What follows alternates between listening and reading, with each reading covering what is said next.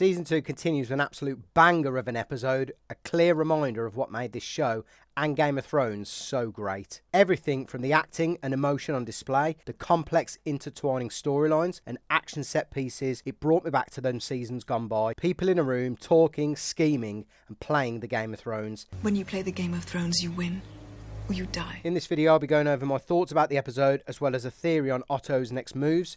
So there will be some minor spoilers for the books and the season ahead, but I'll keep these to a minimum. I'll also be streaming my live reaction every Monday, 8 PM UK time for the whole of Season 2 and releasing weekly video reviews, so subscribe to never miss an upload.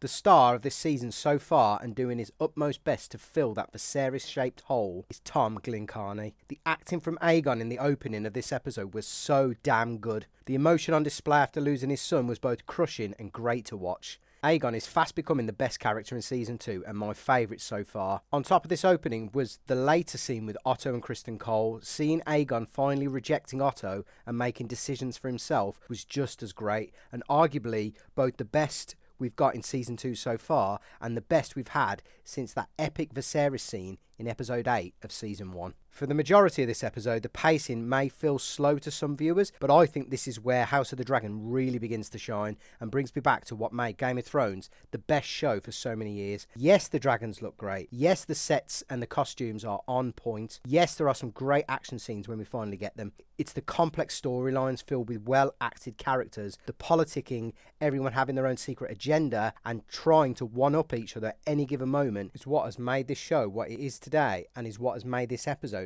absolutely incredible. The writers continue to tip their caps to the book fans too, revealing that Alicent's third son DAERON is in fact residing in Old Town at the Citadel, where Otto is likely retrieving to, but a doubt for long. We may not see DAERON and his dragon this season, but he will play a huge role in the wars to come, and I'm so damn happy that they've kept him in the show. It just wouldn't be the same without him. As for Otto's next moves, my theory is that this is his opportunity to work with the Maesters in Old Town on their grand plan. The Grand Maester conspiracy is hinted in the books that the Maesters and potentially the Hightowers are planning to abolish the power of the Targaryens, their magic and their dragon power for good.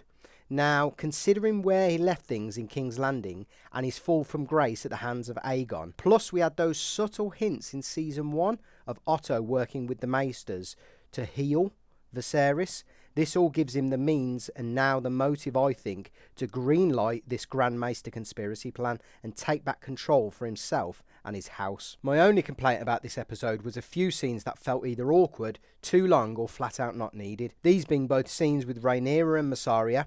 The acting in the first just felt awkward to me, and whilst the latter did impact that epic Cargill Bowl showdown, both dragged on unnecessarily. There were also a couple of scenes with Alicent too that I just didn't feel needed to be there, but it's clear that the writers are trying to give Alicent and Rhaenyra more to do this season, as they are the main characters, but in the book they don't really have much to do at this point in the story. Overall though, this was an incredible 8.5 out of 10 episode for sure, maybe even higher than that. The acting was on point, the start and the end were both superb, the storylines are growing with great complexity, and each character seems to have their own agenda, some more hidden than others. I'm looking at you, Laris. I have faith that these are the slower, politically charged episodes before we get the big action set pieces and dragon battles later on, and who knows, maybe even more from the north. Thanks for watching.